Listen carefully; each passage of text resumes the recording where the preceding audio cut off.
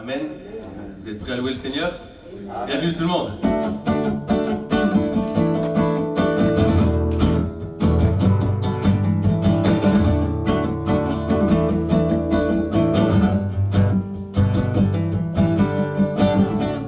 Entrons dans sa présence avec reconnaissance, car il est le roi. Sa joie brûle nos cœurs, sa paix chasse nos peurs, car il est notre roi. On reprend. Hey!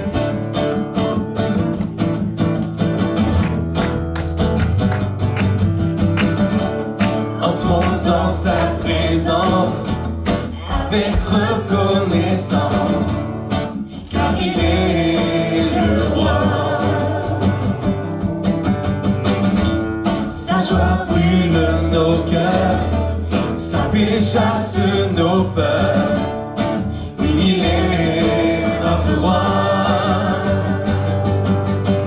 Notre roi, louons le roi des cieux, que la terre entière célèbre le roi.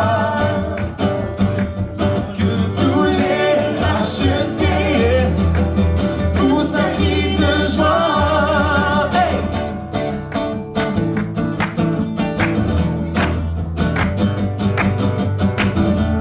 Venons danser parmi.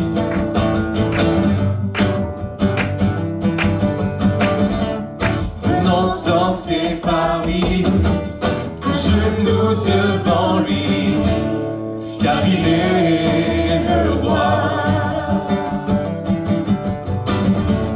Par sa divine grâce, nous contemplons sa face. Oui, il est notre roi, notre roi. Oui, notre roi, louons le roi des cieux, que la terre entière célèbre le roi. Que tous les rachetés poussent un cri de joie. Louons le roi des cieux, que la terre entière célèbre le roi. Que sous les rachetés poussent un cri de joie. Wouh!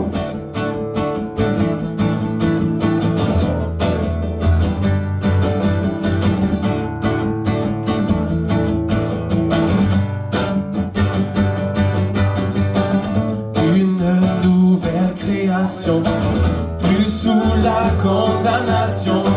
Je vis dans la grâce de Dieu. Mon cœur est débordant, mon amour grandissant. Je vis dans la grâce de Dieu. On va louer le Seigneur. Oui, je veux te louer, Seigneur. Je veux te louer, Seigneur. Je veux chanter tout ce que tu as fait. En moi plus de fardeau, la joie et le repos. Je vis dans la grâce de Dieu. Pour une nouvelle création. Une nouvelle création, plus sous la condamnation. Je vis dans la grâce de Dieu. Mon cœur est débordant, mon amour grandissant. Je vis dans la grâce de Dieu. Je veux te louer, Seigneur, oui. Je veux te louer, Seigneur. Je veux te louer, Seigneur. Je veux chanter tout ce que tu as fait. En moi plus de fardeau, la joie et le repos. Je vis dans la grâce de Dieu. Allez, louons le roi des cieux, que la terre entière célèbre le roi. Que tous les rachetés poussent un cri de joie. Oui, louons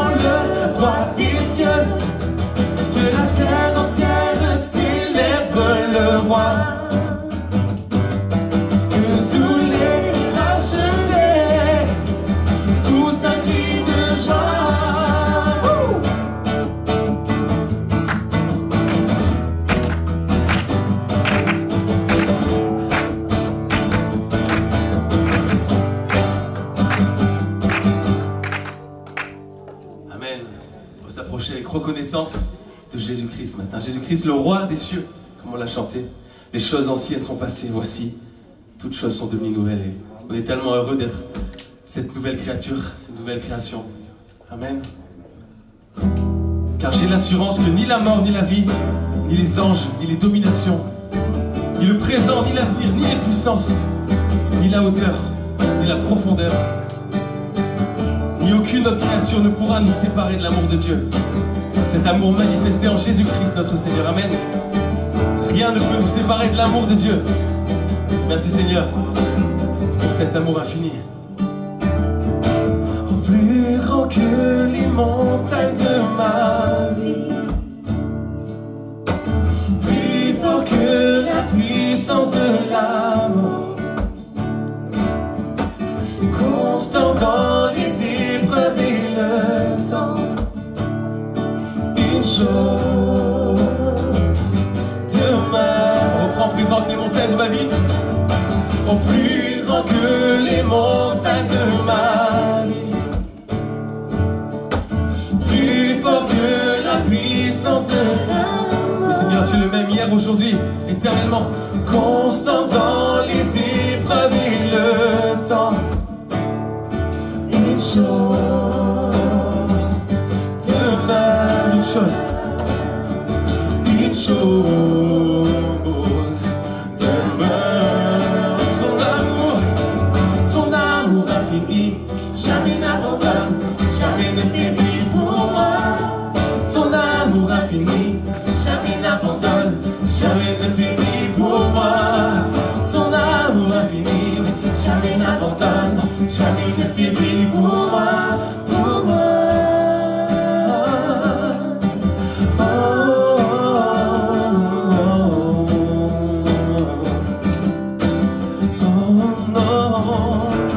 Seigneur, merci pour ton si grand amour.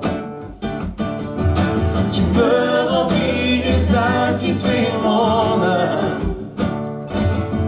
Je n'aurai aucune raison d'avoir peur, car une chose demeure, une chose demeure, et tout là pour nous Seigneur, oui. Une chose demeure, son amour infini, jamais n'abandonne, jamais ne faiblit pour moi. Ton amour infini, jamais n'abandonne, jamais ne faiblit pour moi. Ton amour infini, jamais n'abandonne, jamais ne faiblit pour moi, pour moi.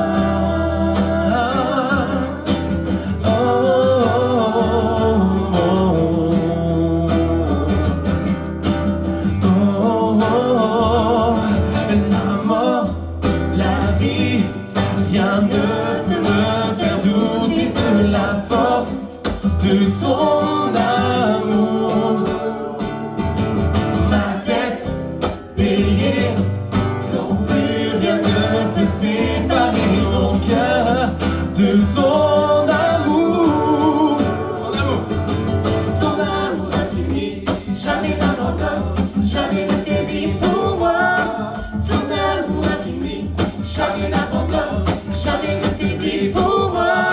Ton amour infini, non, jamais n'abandonne, jamais ne faiblit pour moi, pour moi.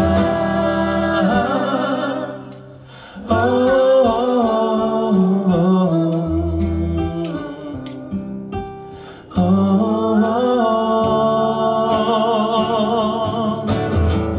Dieu te bénit et te garde, il rayonne sur toi, t'accorde sa grâce. Ton Dieu seul tourne vers toi, te donne la paix. Dieu te bénit, Dieu te bénit et te garde, il rayonne sur toi, t'accorde sa grâce. Ton Dieu seul tourne vers toi, te donne la paix.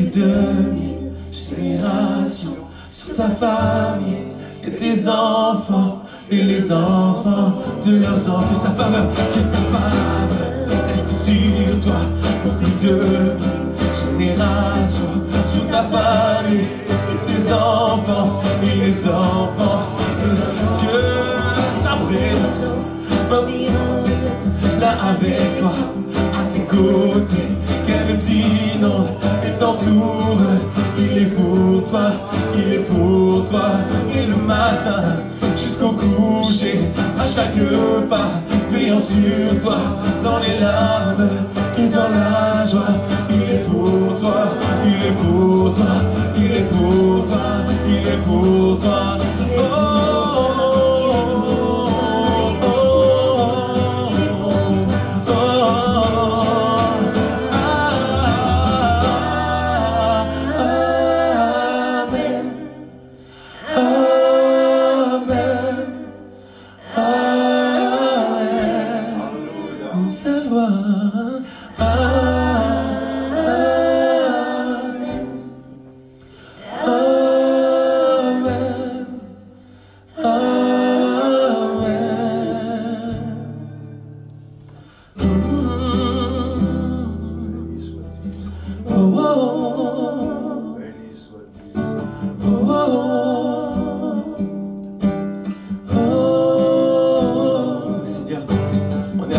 Seigneur, on veut entendre ta voix ce matin.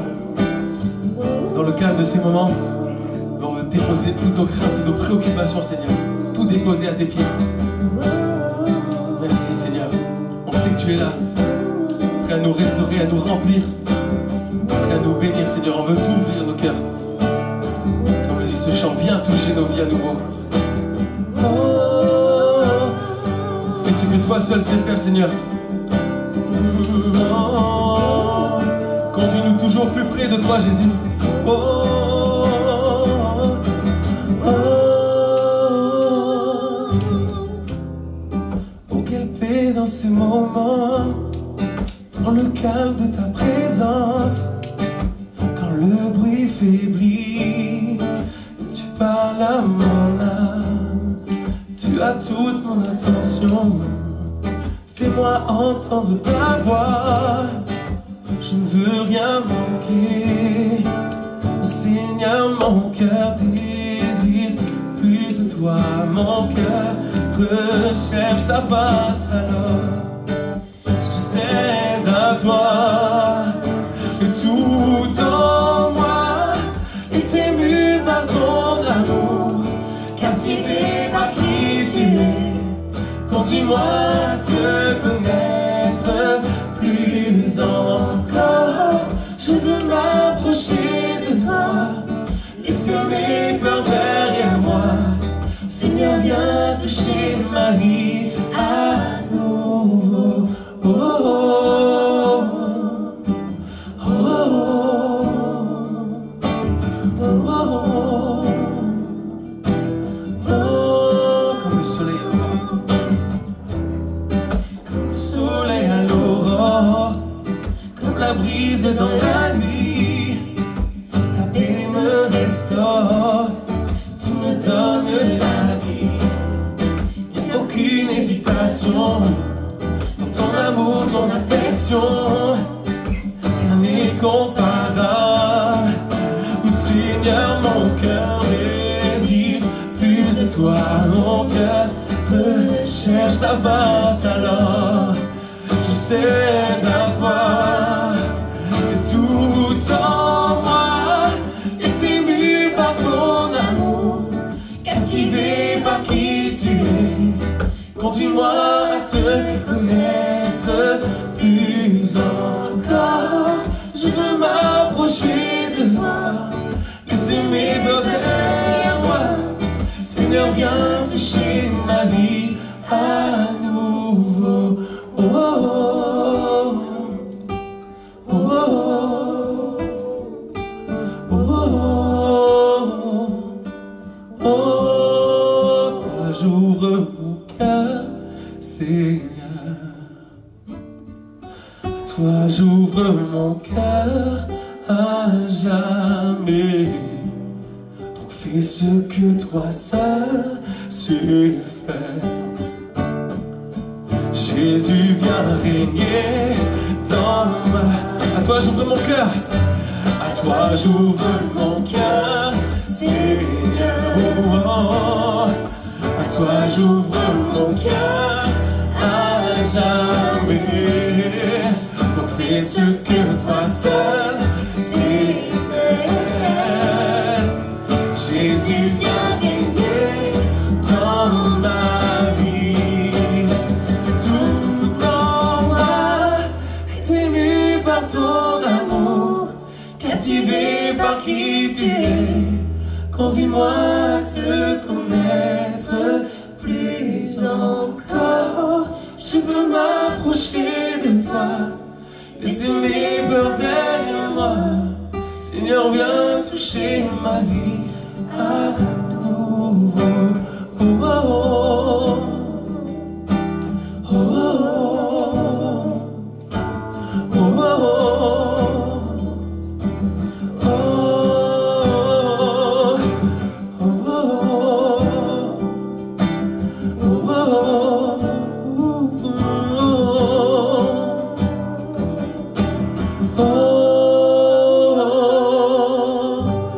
Quand je t'ouvre mon cœur, je te vois, Seigneur. Quand je t'ouvre mon cœur, je t'entends me parler. Et ta loi dans mon cœur toujours demeure. Et ta vie à chaque heure coule comme un torrent. Quand je t'ouvre mon cœur, je te vois, Seigneur. Quand je t'ouvre mon cœur, je t'entends me parler. Et ta loi dans mon cœur toujours demeure. Et ta vie à chaque heure coule comme un torrent. Quand je t'ouvre mon cœur, je te vois, Seigneur. Quand je t'ouvre mon cœur, je t'entends me parler. Et ta loi dans mon cœur toujours demeure. Et sa vie à chaque heure coule comme un torrent. Mes bras tendus vers toi, oui, vois mes bras. Mes bras tendus vers toi, vois mes bras, vois mes bras tendus vers toi, vois mes bras, Seigneur, vois mes bras tendus vers toi. Viens me transformer, viens tout diriger. Prends la place qui te revient dans nos cœurs, dans ce lieu, Seigneur. Viens me transformer, viens tout diriger. Prends la place qui te revient. Oui, vois mes bras tendus vers toi. Oh, vois mes bras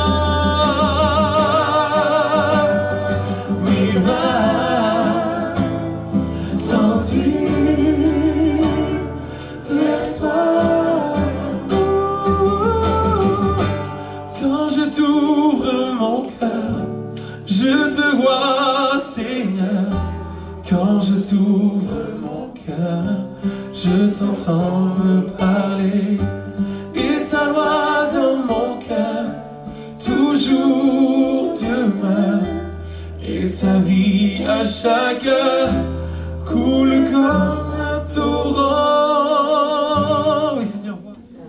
Tu t'es offert sans rien garder.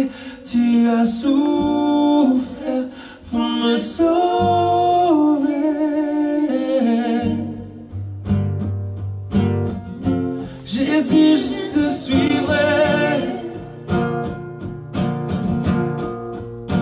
je t'aimerai plus que la vie, te servirai malgré le prix. Oh, Jésus, je te suivrai.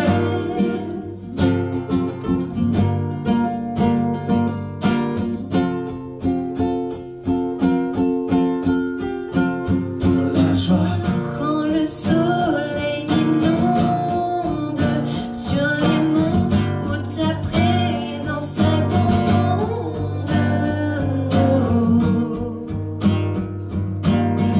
Jésus, je te suivrai.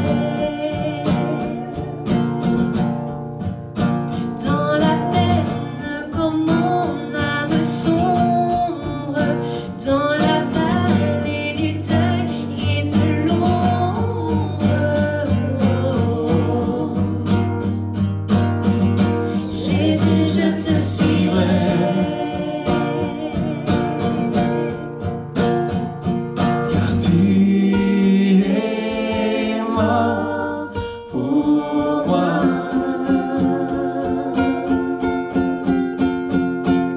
Je vivrai pour toi. Tu t'es offert sans rien garder. Tu as souffert pour me sauver. Oh, oh. Jésus, je te suivrai. Je t'aimerai plus que la vie, te servirai malgré le prix. Jésus, je te suivrai.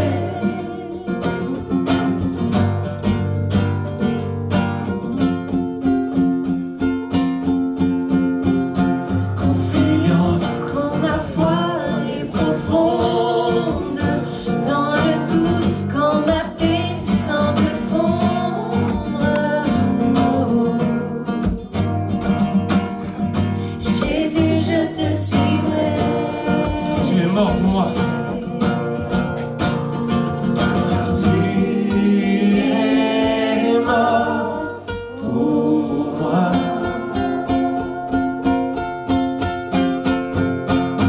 Je vivrai pour toi. Tu t'es offert sans rien garder. Tu as souffert pour me sauver. Jésus, je te suivrai. Je t'aimerai plus que la vie, te servirai malgré le prix. Oh, Jésus, je te suivrai. Oh, oh, oh, oh, oh, oh, oh. Jésus, je te suivrai. Oh, oh, oh, oh, oh. Jésus, je te suivrai. Alléluia, alléluia. C'est la gloire au Seigneur. Alléluia, que Dieu soit béni. Il y a quelques jours de cela, Évangéline m'a posé une question sur un personnage de la Bible, mais en cherchant ce personnage dans la Bible, je n'ai pas pu le détacher de mon esprit.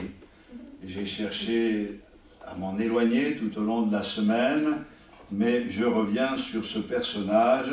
Il se trouve dans l'évangile de Juge, j'allais dire, mais ce n'est pas tout à fait ça. Dans le livre de Juge, au chapitre 11, nous allons voir quelques aspects de la vie de Jephthé. Jephthé. Voilà, pendant que vous cherchez le livre de Juges, chapitre 11, je voudrais vous rappeler que Dieu a choisi les choses faibles du monde pour confondre les fortes. Il a choisi les choses folles du monde pour confondre les sages. Alors déjà, ça nous maintient dans l'humilité, en sachant que Dieu nous a choisis, mais ça, c'est aussi une source d'encouragement pour nous tous, car Dieu ne nous a pas choisis pour nos qualités particulières et nos dons spéciaux.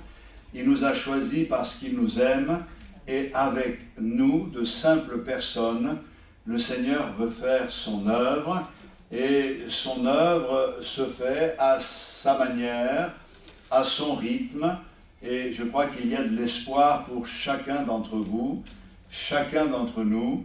Nous pouvons compter sur la grâce de Dieu. Voici ce que dit la Bible. Jephthé, le Galaadite, était un vaillant héros. Il était fils d'une femme prostituée, et c'est Galaad qui avait engendré Jephthé.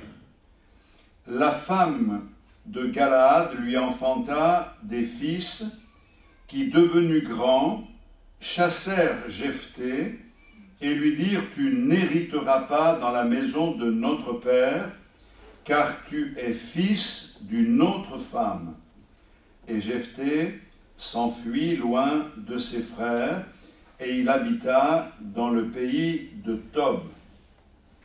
Des gens de rien se rassemblèrent auprès de Jephthé, et ils faisaient avec lui des excursions. Quelque temps après, les fils d'Ammon firent la guerre à Israël. Et comme les fils d'Ammon faisaient la guerre à Israël, les anciens de Galaad allèrent chercher Jephthé au pays de Tob. Ils dirent à Jephthé, « Viens, tu seras notre chef et nous combattrons les fils d'Ammon. » Jephthé répondit aux anciens de Galaad, « N'avez-vous pas eu de la haine pour moi et ne m'avez-vous pas chassé de la maison de mon père?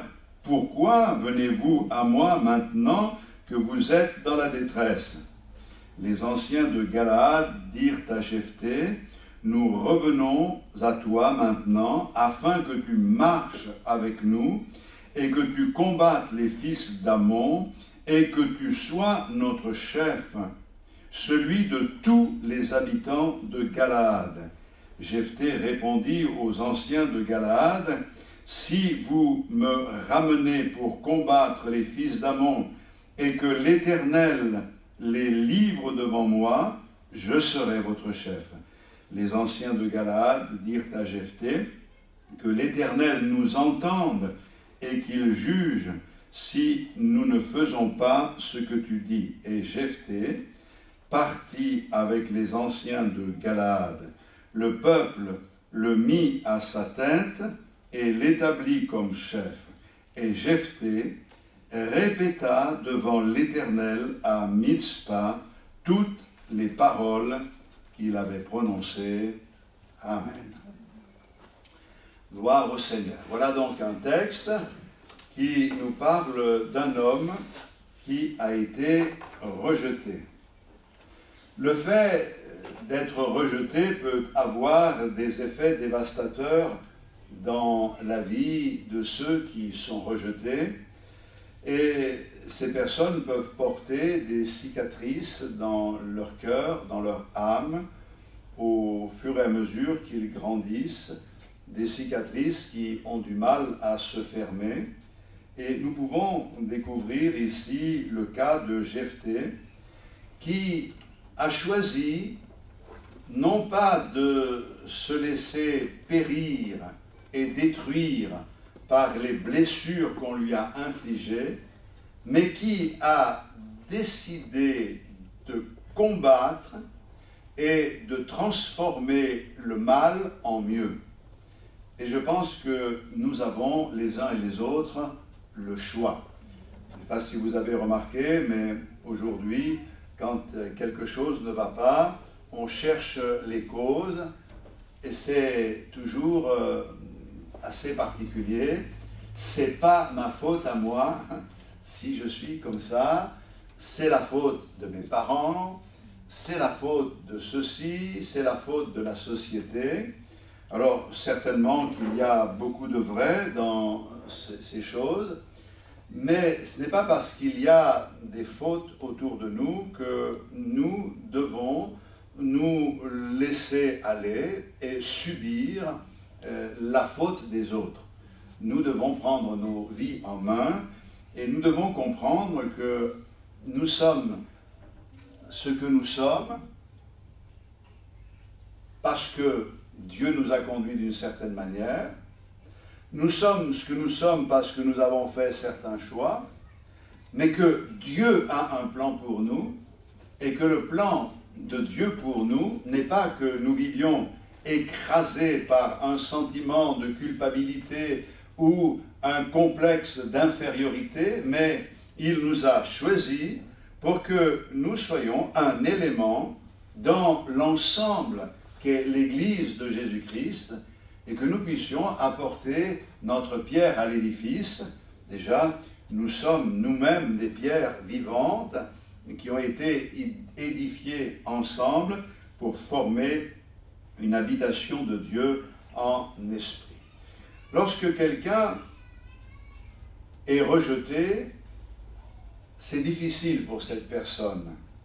Mais lorsque l'on rejette une personne, on lui montre qu'elle est comme inacceptable, qu'elle n'est pas à sa place, peut-être qu'elle est sans valeur, qu'elle n'appartient pas au groupe, donc elle se sent un peu mise de côté, qu'elle n'est pas désirée et qu'elle ne peut pas s'intégrer parce qu'elle n'est pas vraiment aimée. Et nous devons faire très attention, nous, en tant que peuple de Dieu, nous sommes appelés à ouvrir nos cœurs. Et si le Seigneur accueille tous les hommes, nous devons nous accueillir les uns et les autres et ne pas faire que les personnes qui viennent au milieu de nous se sentent mal aimées ou rejetées. Le rejet peut toucher n'importe qui. Qu'une personne soit jeune ou qu'elle ait un certain âge, qu'elle soit pauvre ou qu'elle soit riche, le rejet touche tout le monde. Ça peut être profondément enraciné et tissé dans toutes les fibres de notre être, et ça peut influencer même notre identité. Et nous devons en parler ce matin. Le rejet tente à détruire l'estime de soi.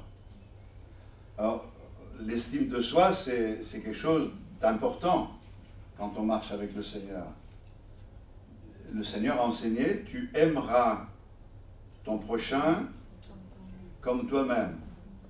C'est-à-dire que c'est difficile d'aimer les autres si on n'a pas une certaine estime de soi. Cette estime de soi, ça n'a rien à voir avec l'orgueil qui consiste à se mettre en avant comme si nous étions les merveilles de cette terre.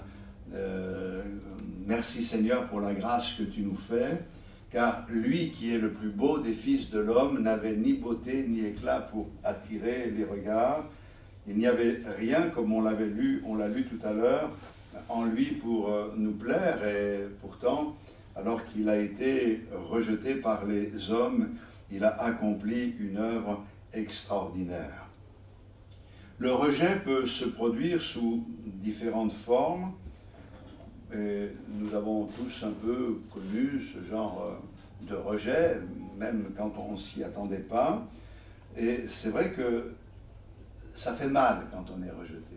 On ne peut pas dire, moi, je suis rejeté, mais tant mieux. Hein, c'est difficile quand même à vivre le rejet. Il y a bien sûr une victoire que l'on remporte dans le Seigneur. Par exemple, quand le peuple de Dieu a rejeté Samuel, le Seigneur a parlé à Samuel et dit, arrête de te lamenter, c'est pas toi qu'ils ont rejeté, c'est moi. il amène Samuel à voir le problème d'une autre manière. Le problème, c'est pas que Samuel soit rejeté, le problème, c'est que le peuple rejette Dieu. Et c'est vrai que quand nous sommes rejetés ou quand nous rejetons quelqu'un, il faut se poser la question de savoir qui nous rejetons en réalité. Ce n'est pas nos personnes qui sont importantes, c'est la personne de notre Seigneur. Donc la plupart de ceux qui ont été confrontés au rejet ou à des abus dans leur enfance grandissent avec des blessures qui sont des blessures émotionnelles, et ces blessures peuvent entraîner toutes sortes de conséquences. Par exemple, ces blessures peuvent entraîner de nombreux péchés dans nos vies. Parce qu'à cause du rejet dont nous avons été les victimes, nous pouvons tomber dans un manque de pardon, un refus de pardonner. On peut même en arriver plus loin, on peut en arriver à blâmer Dieu et à dire où étais-tu, quoi.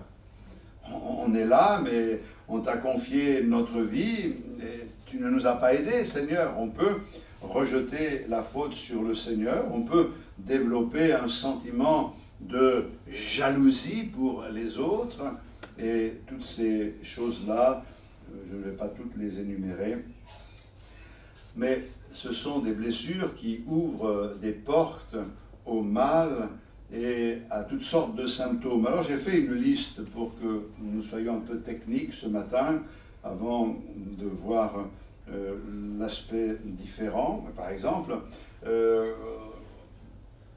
un des symptômes du rejet, c'est une personnalité fabriquée.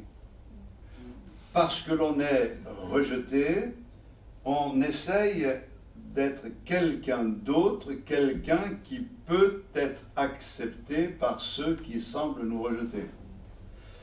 Ce qui nous amène dans la duplicité, et on n'est plus nous-mêmes, on joue la comédie, on porte des masques, et il faut bien qu'à un moment donné, ces masques tombent, parce que le Seigneur ne veut pas que nous trichions avec lui, il veut que nous soyons vrais, et ce qui est important, c'est qu'on nous aime non pas pour ce que l'on montre, mais qu'on nous aime pour ce que l'on est, tel que l'on est.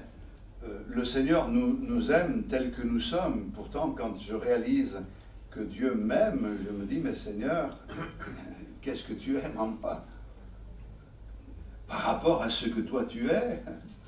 Et pourtant, il m'aime. C'est un amour qui est un amour désintéressé. C'est cet amour que nous devons développer au sein du peuple de Dieu.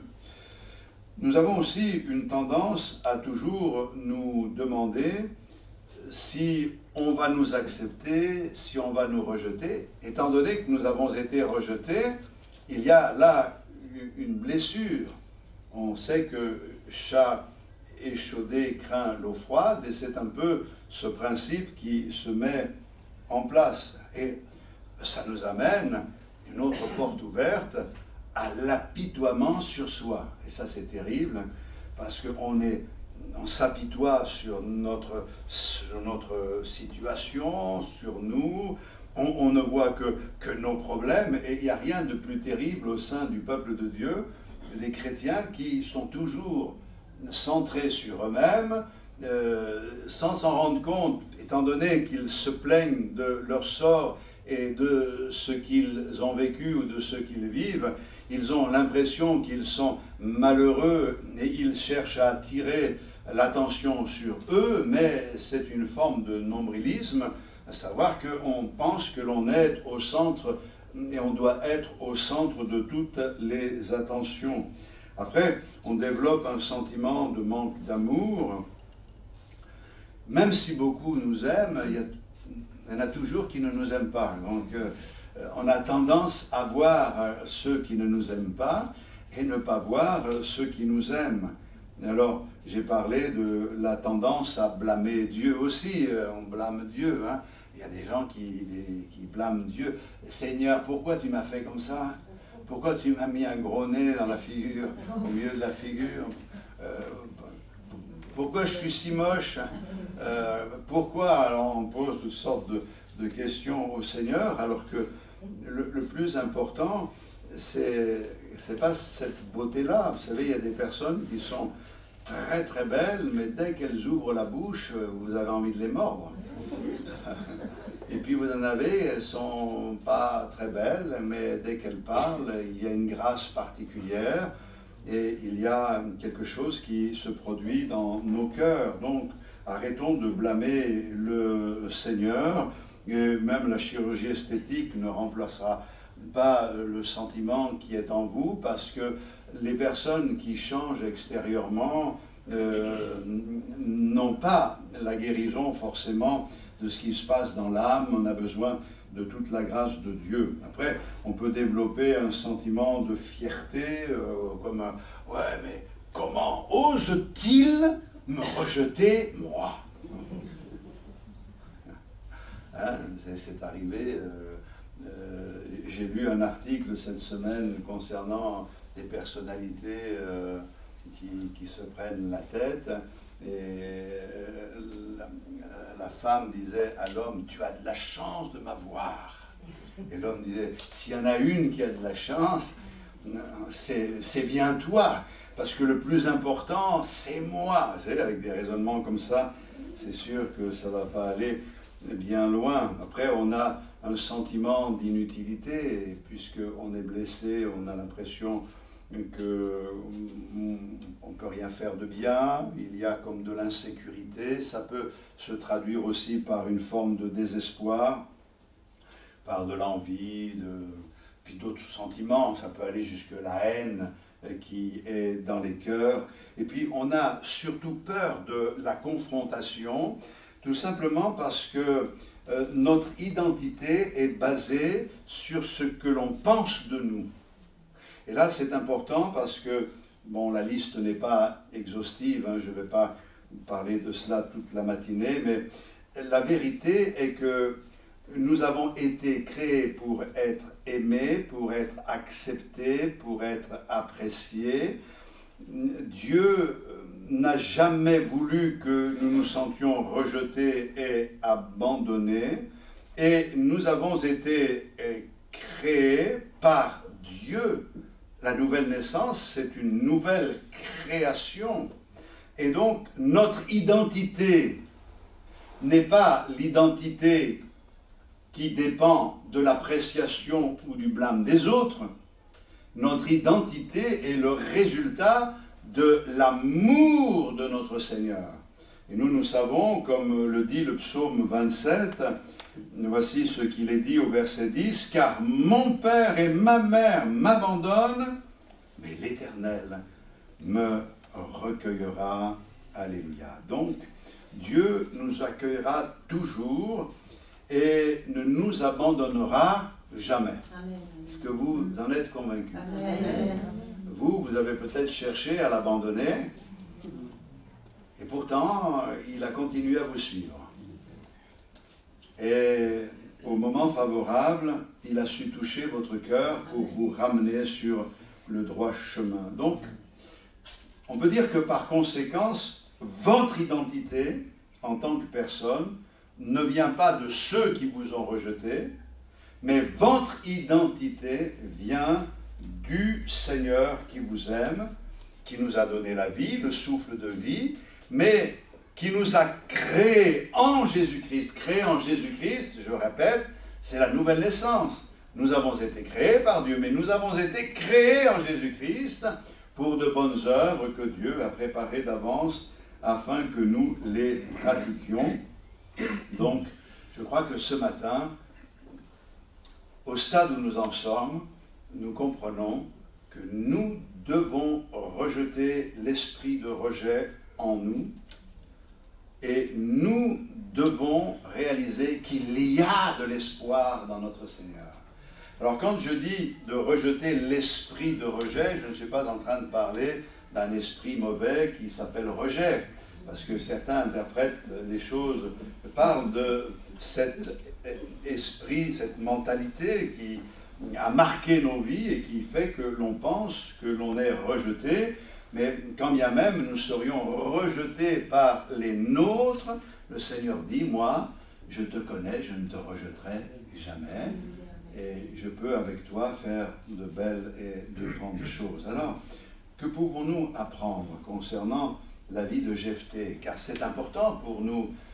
La Bible ne donne pas des exemples pour que nous ayons de belles histoires, mais pour que cela nous serve. Eh bien, ce que nous apprenons, c'est que Jephthé a été rejeté. Et pourtant, il est devenu juge en Israël. Et nous voyons que cet homme qui a été rejeté a su profiter de ce rejet pour s'approcher du Seigneur. Et les choses ont basculé au moment où il ne s'y attendait pas, alors qu'il avait peut-être plus aucun espoir de renouer avec les gens de Galaad et sa propre famille. Eh bien, les choses se sont remises en place. Et Dieu fait des choses étonnantes et nous devons nous attendre à la manifestation de la grâce du Seigneur. Jephthé de Galaad était un vaillant héros. Voilà comment il est présenté. Un vaillant héros. Et donc on découvre que c'était un homme fort, un homme courageux, un homme qui combattait et qui ne se laissait pas arrêter facilement par les obstacles. La Bible nous dit qu'il habitait Galaad, mais que son père s'appelait Galaad. Galaad, c'est un mot qui veut dire dur, rugueux. On peut comprendre qu'au niveau de son enfance, il a dû connaître cette réalité d'un père qui n'était pas facile à vivre. Et il ne va pas, à cause de cela, chercher des excuses. Mon père était ceci. En plus, il est dit que Jephthé était le fils d'une prostituée. Ça veut dire quoi? Ça veut dire que son père a fréquenté des prostituées et qu'à un moment donné, une d'entre elles est tombée enceinte et a donné naissance à un fils, le fils de Galaad. On lui a donné le nom de Jephthé. C'est quand même une situation assez particulière. Je crois que ça a joué un rôle très important dans le rejet du cercle familial. Il était considéré comme le fils illégitime de Galaad.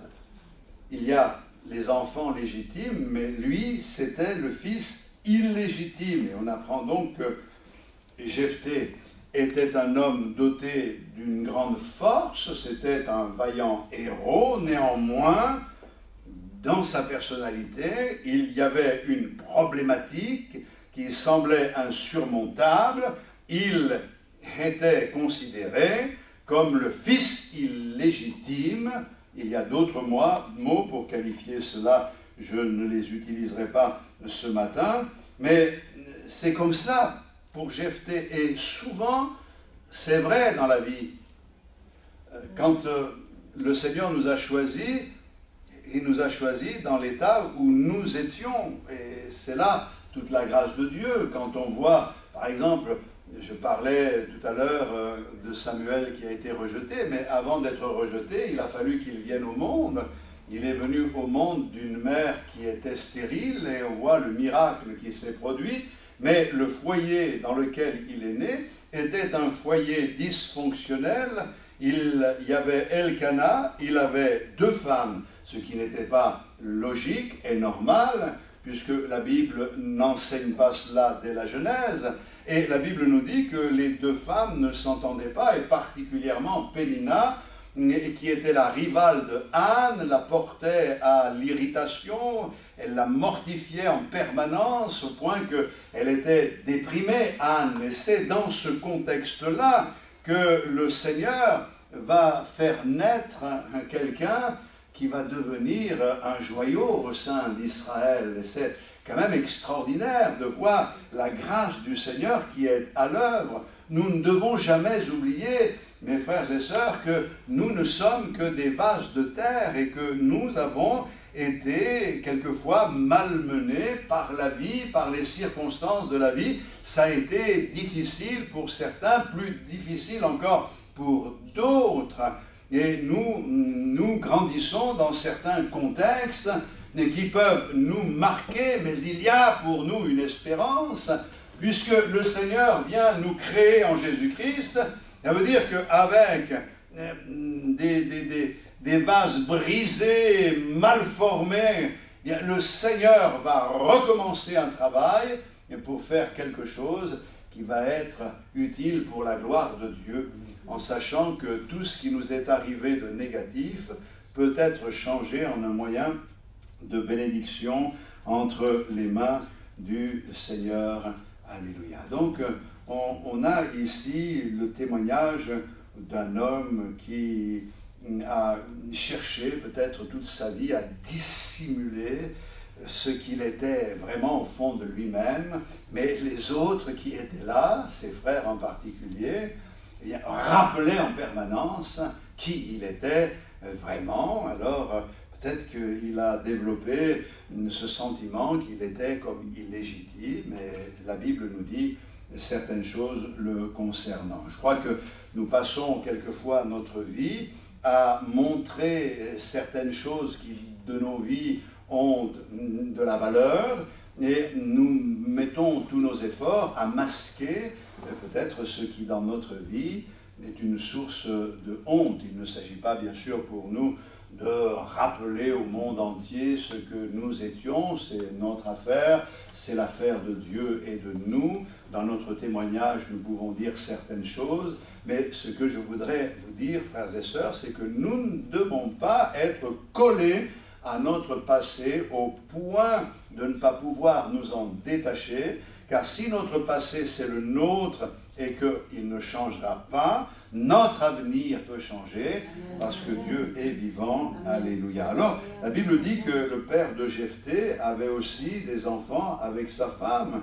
Et la Bible dit que lorsque ces enfants légitimes ont grandi, donc on peut penser qu'ils ont eu l'âge adulte, ils se sont tournés contre Jephthé jusqu'au moment où ils l'ont chassé de la maison familiale. Il a été rejeté par ses frères. Peut-être que c'est au moment où le père est décédé.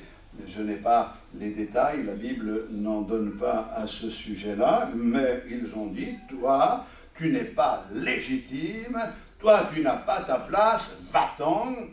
Et puis, ils se sont dit, s'il s'en va, on aura une part de plus d'héritage. Vous savez, les héritages, ça peut mettre en relief qui on a en face de nous. Dans les familles, quelquefois, ça peut être un véritable problème, alors qu'on sait que tout ce qui est sur la terre, tout ce qui est matériel, il faudra le laisser un jour, même si on l'hérite de quelqu'un d'autre, il faudra qu'on le laisse un jour, et ce n'est pas la chose la plus importante. Donc on peut dire que ces garçons étaient motivés par la cupidité, peut-être même que la présence de Jephthé leur rappelait en permanence que leur père avait fauté, et donc peut-être qu'ils n'appréciaient pas cela, ou alors ils l'enviaient d'une certaine manière. Comment lui, qui est un enfant légitime, il semble plus fort que nous, plus courageux que nous, je ne sais pas. Toutes ces choses-là, tous ces sentiments, vous pouvez les méditer à votre compte. Nous pouvons tirer des leçons de toutes ces choses-là, mais ils l'ont chassé de la maison familiale, de l'héritage familial. Et ça, et ce qui est extraordinaire, c'est que cet incident, si on peut appeler ça un incident, l'a rendu plus fort que jamais. Et c'est là où je dis, cet homme-là n'a pas laissé le rejet, la mentalité du rejet, le gagner, l'aigrir et l'amoindrir, le rendre pauvre et sans force. Au contraire, il en a fait une force. Jephthé, bien sûr, a payé le prix du péché de son père. Il en a subi les conséquences. Mais il met en avant une loi que Dieu a établie dans sa parole. On ne dira plus en Israël, les parents ont mangé des raisins verts et les dents des enfants en ont été agacées. Chacun rendra compte à Dieu pour lui-même. C'est vrai que ce proverbe ne vous parle pas peut-être directement, mais c'est un peu comme dire les parents boivent et les enfants trinquent. Et Dieu dit, chacun rendra compte pour lui-même. Ça veut dire que Dieu tend la main à celui qui subit les conséquences des fautes des autres pour lui dire, ce que tu es en train de subir, tu peux en faire une force. Et je peux, moi, l'utiliser pour ma gloire. Je voudrais vraiment vous encourager à faire confiance au Seigneur, frères et sœurs. Parce que comme Jephthé a réussi à sortir de ce cycle du péché dans sa famille, il est devenu par la grâce de Dieu quelqu'un de meilleur, quelqu'un d'autre, quelqu'un de plus fort encore. Et la force qu'il va démontrer n'est pas seulement une force physique, stratégique, mais cette force qu'il va avoir est une force spirituelle. Et la Bible ne me dit pas comment les choses ont changé dans sa vie, mais elle me prouve que les choses ont changé dans sa vie. La Bible dit que les hommes de Galaad sont venus pour lui dire « Sois notre chef, puisque nous sommes attaqués, sois notre chef, on se met à ta disposition. » Et lui va répondre « J'étais avec vous, vous m'avez rejeté, et maintenant qu'il y a des problèmes, vous venez me rechercher pour que je sois votre chef. » J'ouvre une parenthèse, ça ne vous fait pas penser à quelque chose? Hein? Non? Ben, c'est souvent comme ça qu'on agit avec le Seigneur. Hein? Quand tout va bien, on le met de côté, et quand tout va mal, on va le chercher. On se dit, mais c'est une roue de secours, tu restes dans le coffre, Seigneur. Hein? Quand on aura besoin de toi, on viendra te chercher. Mais Dieu n'est pas une roue de secours. Dieu est notre secours. Bien sûr, quand je dis qu'on fait comme cela, ce n'est pas tout à fait vrai, parce que je sais que certains aiment le Seigneur quand tout va bien comme quand tout va mal. Mais aujourd'hui, nous réalisons que nous appartenons à notre Seigneur. Vous savez que vous êtes enfant de Dieu? Vous ne le saviez pas, je vous l'apprends ce matin. Hein? On est là pour apprendre des choses. Hein? À tous ceux qui l'ont reçu, à ceux qui croient en son nom, il leur a donné le pouvoir de devenir enfants de Dieu. Maintenant, nous sommes enfants de Dieu, dit l'épître de Jean. Ce que nous serons n'a pas encore été manifesté, mais déjà nous savons que nous sommes enfants de Dieu et qu'en tant qu'enfants de Dieu, nous sommes héritiers de Dieu, co-héritiers avec Jésus-Christ, et plus encore, l'épître aux Éphésiens nous dit que nous sommes déjà assis dans les lieux célestes, en Jésus-Christ, dans une position de victoire. Et ça, c'est extraordinaire. C'est plus « je suis rejeté par les miens », mais j'ai ma place dans le ciel, j'ai ma place sur le trône dans la gloire, je suis vainqueur en Jésus-Christ. Seigneur, aide-moi à transformer ce mal en bien, de la même manière que Dieu a le pouvoir de changer le mal en bien. Il nous donne la possibilité de vivre des expériences extraordinaires avec lui. Alléluia. Donc, ils viennent chercher Jephthé. Jephthé dit, mais qu'est-ce que c'est cette affaire? Vous me rejetez, après vous m'appelez.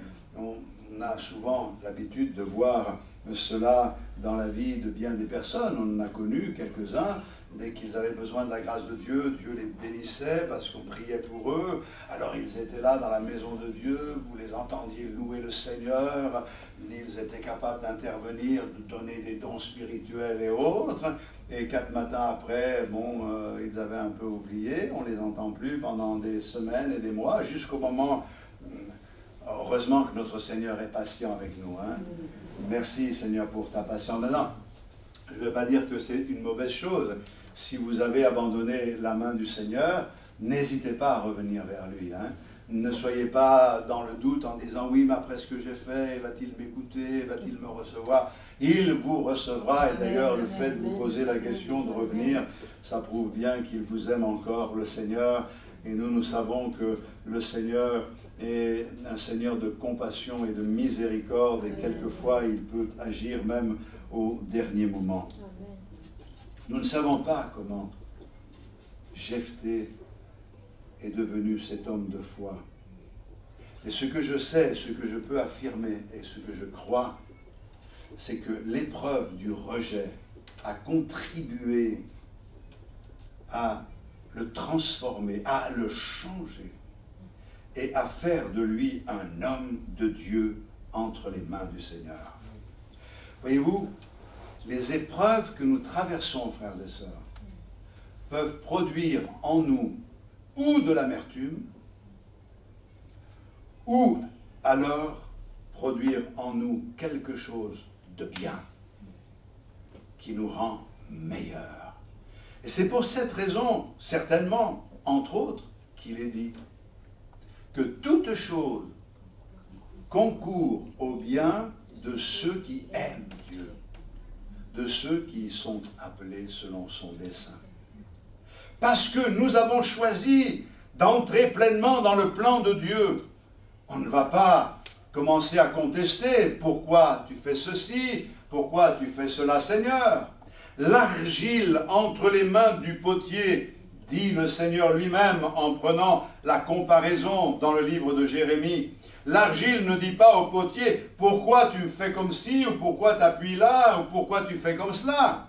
L'argile se laisse façonner et vous, maison d'Israël, eh bien vous avez du mal à vous laisser façonner. Nous, on a toujours des pourquoi et pourquoi ça m'arrive à moi et pourquoi, eh bien, c'est... Un jour, peut-être le Seigneur vous le révélera, mais ne venez pas me le demander à moi, parce que quelquefois, vous venez chercher des réponses dont je n'ai pas la solution à ces questions, parce que, franchement, je ne sais pas toujours pourquoi le Seigneur permet des choses dans nos vies, mais ce que je sais, c'est qu'il sait ce qu'il fait. Et ce que je sais, c'est que d'un mal, il peut en sortir un bien. Alors, si vous priez, mes frères et sœurs, et vous devez prier, priez pour que le Seigneur vous donne de grandir dans toutes les qualités de la vie chrétienne. Mais n'oubliez pas ceci, si vous priez pour que Dieu vous donne de la patience, ce n'est pas étonnant que les choses ne vont pas dans le sens que vous voudriez. Parce que quelquefois, nous, nos prières, elles disent une chose, et nous pensons autre chose.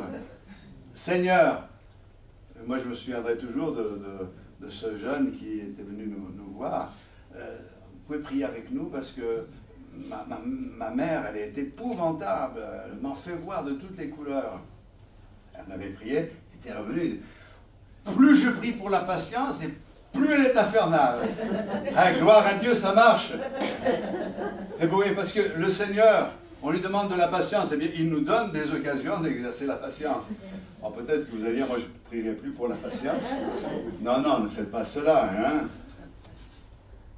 Mais Dieu peut prendre quelqu'un et le sortir de sa routine pour l'amener dans une relation avec Dieu authentique et lui permettre de vivre des expériences qui seront profitables à lui et aux autres. Je ne vais pas trop m'étendre ce matin, mais voyez-vous, Jephthé a été en bénédiction à tout Galade, à tous ceux qui l'ont rejeté. Ce n'était pas une victoire pour lui, c'est une victoire pour tous les autres. Et voyez-vous, nous avons tous part à l'affliction. Mais nous avons tous part à la consolation. Et Paul dit, pour que par la consolation dont nous sommes l'objet, nous puissions consoler ceux qui se trouvent dans quelque affliction. Ça veut dire quoi? Ça veut dire qu'on a part aux épreuves, mais on a part à la victoire. Autant les épreuves sont étendues, autant la grâce de Dieu les couvre. Amen, amen. Et en lui, nous trouvons la solution, pas pour nous simplement, parce qu'à quoi ça sert que je sois consolé si ça ne sert à rien? Que je sois consolé pour que d'autres bénéficient de la grâce de Dieu. Et que par la consolation dont je suis l'objet, je puisse encourager les autres. Alléluia. Alors, Jephthé a commencé à remporter des victoires sur les Ammonites quand il est dit qu'il faisait des excursions. Vous comprenez qu'il faisait quelques coups aux Ammonites qui venaient pour justement attaquer Israël. C'était des victoires personnelles, et ces victoires personnelles sont devenues les occasions par lesquelles il a été reconnu par ceux qui l'avaient rejeté et qui l'ont entraîné à des victoires collectives. Je crois qu'on ne peut pas remporter des victoires collectives si on ne remporte pas des victoires personnelles. C'est l'histoire de David. David, eh bien, va se présenter devant Saül parce qu'il n'accepte pas, il n'admet pas que ce géant Goliath insulte Dieu de cette manière-là, et se moque de l'armée de Dieu. Et nous savons que quand Saül le voit, il dit « T'es qu'un enfant », et lui il dit « Quand je garde le troupeau de mon père, je suis peut-être qu'un enfant, mais si un lion vient, si un ours vient pour arracher une brebis, je fais son affaire à l'ours. » Et il a été impressionné, mais cela a été dit pour que nous comprenions que parce que dans le secret, il a remporté des victoires personnelles, il peut maintenant remporter une victoire publique contre Goliath, et la victoire, elle va être totale. Alors, je crois que je ne sais pas exactement à quel moment ça s'est mis en place pour Jephthé, mais je suis convaincu que Jephthé était dans la foi et est devenu un homme de Dieu. Premièrement, à cause du fait qu'il est devenu un homme de pardon. Le fait de pardonner à ceux qui lui ont fait tant de mal, c'est la preuve que Dieu a agi dans son cœur d'une manière toute particulière. Vous relirez ces versets à la maison. Et puis nous avons lu au verset 11 quelque chose. Jephthé est devenu un homme de foi, un homme de prière. Toutes les paroles qu'il avait prononcées, il les a répétées, verset 11, devant l'Éternel, à Mitzpah. Il a répété toutes ces paroles, il a ouvert son cœur. Ça veut dire qu'il passait du temps à parler avec le Seigneur. Je crois qu'il était vraiment dans de bonnes dispositions. Et en plus, c'est devenu un homme d'assurance. La Bible nous explique que lorsque les ennemis ont envoyé un message à Israël en disant « La terre, elle nous appartient parce que ceci, parce que cela », vous relirez au verset 12 jusqu'à 28, vous verrez que Jephthé va répondre « Non, monsieur ». Pas monsieur, mais il va répondre « Non ». Il répond « Non, non, monsieur ». Tu ne dis pas la vérité. La vérité est que... Et il se sert de la parole de Dieu. Et il l'utilise pour dire la terre. C'est la terre que Dieu a donnée à Israël. Et il va revendiquer ainsi la position qui est la position du peuple sur cette terre promise. Le problème est que l'ennemi revendique quelque chose, mais lui, il sait que l'ennemi ne peut pas revendiquer quelque chose qui appartient à Dieu. Et je crois que c'est très important parce que ce n'est pas le titre de chef qui fait de lui un chef. Ce n'est pas le titre de serviteur qui va faire de lui un serviteur de Dieu, mais c'est les qualités de cœur.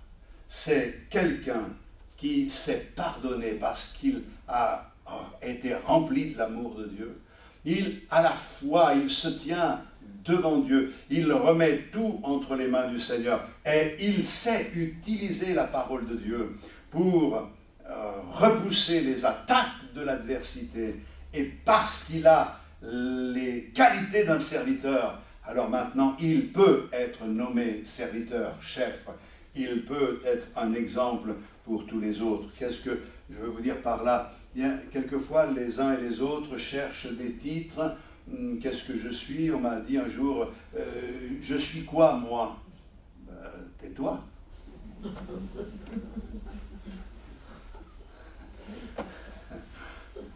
Et dans tais-toi, il y a... tais-toi. Qu'est-ce que tu cherches? Mais je suis un ancien, je suis un diacre, je suis un serviteur de Dieu. Tu es un chrétien, comme moi je suis un chrétien, et avance comme ça. Je veux dire que montre les qualités de ta vie avec le Seigneur. Je crois que c'est une chose importante de dire cela ce matin, que nous puissions avoir des aspirations qui sont nobles. Regardez, Jephthé, il n'a pas envoyé des lettres toutes les semaines en disant « Quand est-ce que vous allez me reprendre comme chef ? Voilà mon CV. » Non, il marche avec le Seigneur. L'ambition qui est la sienne, c'est de glorifier le roi des rois, le Seigneur des seigneurs. Alors, je pense que nous devons, en terminant, dire ceci, qu'en développant ces qualités, l'amour pour notre Seigneur, le désir de le servir, nous devons développer aussi la connaissance de la parole de Dieu. Parce que si Jephthé a pu dire à l'ennemi, non, monsieur, ne fais pas comme ça, c'est écrit différemment. C'est parce qu'il connaissait la parole de Dieu. C'est pour ça que je vous encourage à lire la Bible, à la méditer, à la faire vôtre. Ce n'est pas le tout d'avoir une connaissance intellectuelle. Il faut que cette parole, vous puissiez la faire descendre dans votre cœur, la chérir, l'aimer, la vouloir.